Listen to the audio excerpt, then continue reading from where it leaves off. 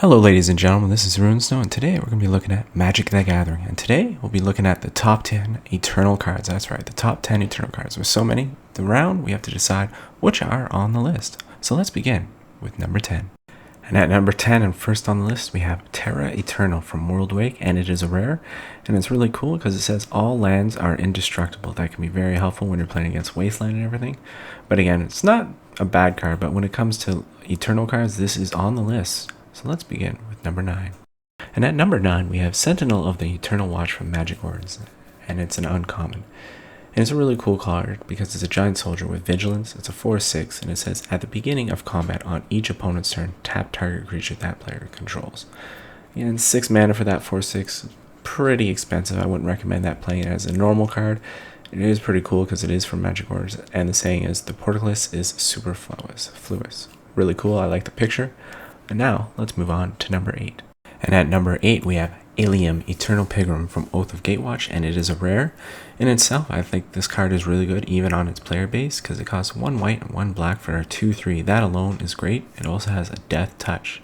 For 1 mana, it says sacrifice another creature, you gain life equal to the sacrificed creature's toughness. And then it has the 1 white mana and black mana and colorless, sacrifice another creature, exile target non-land permanent, active this ability if you have at least 10 life or more than your starting life total. And it has Death Touch on all that stuff.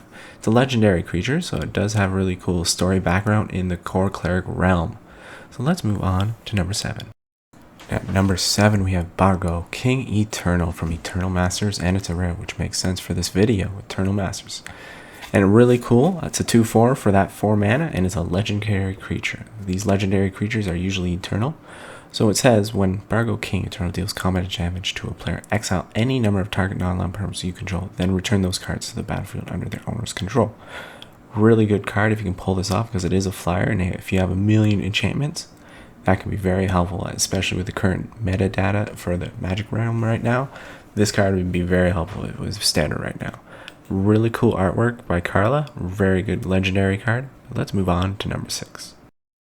And at number 6, we have Dromaca, the Eternal. It's from Fate Reforged and Commander 2017, and as you can see, it is a rare.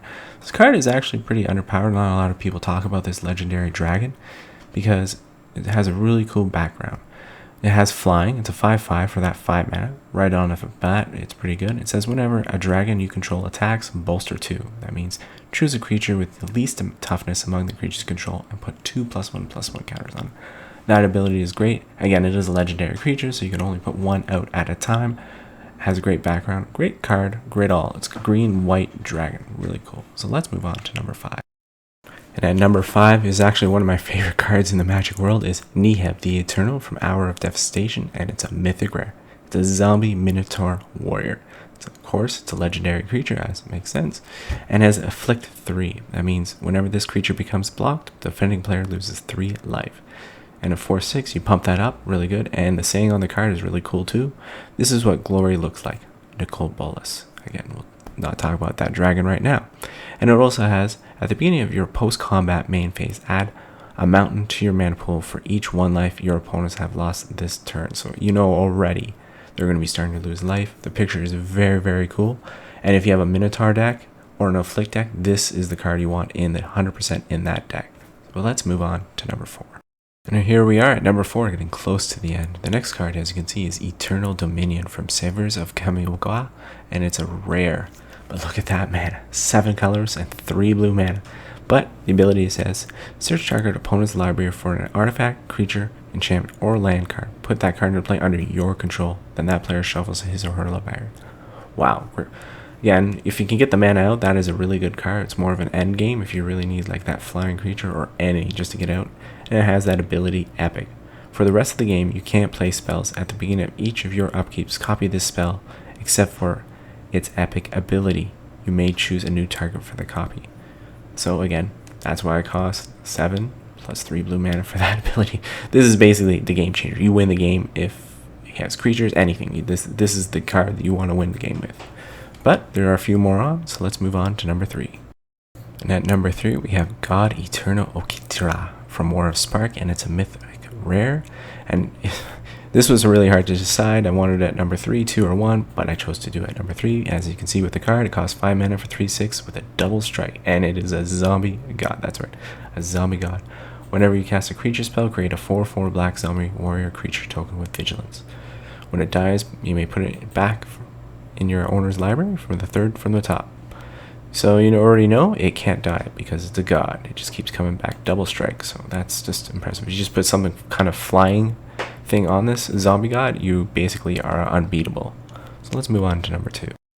And at number 2 we have Eternal Flame, and going old school on you, the dark, and it's a rare. It costs 4 mana for that Eternal Flame sorcery, and it's a great artist. Mark Poole has made that awesome picture as he always does. Eternal Flame does an amount of damage to your opponent equal to the number of mounts you control, but it also does half that amount of damage to you rounding up. So keep playing 4 of those, gain life, even with that white deck, maybe white-red.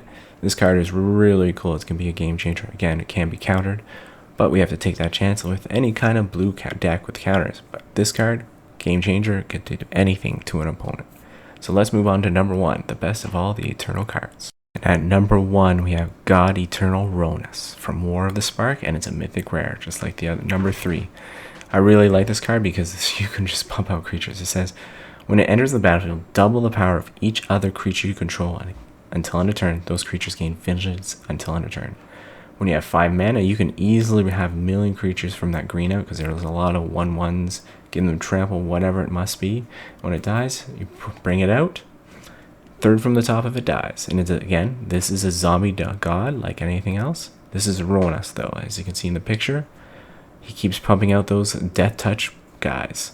So I hope you guys enjoy the video and keep watching. If you like more you like, it's on my channel. Have a good day and a good evening.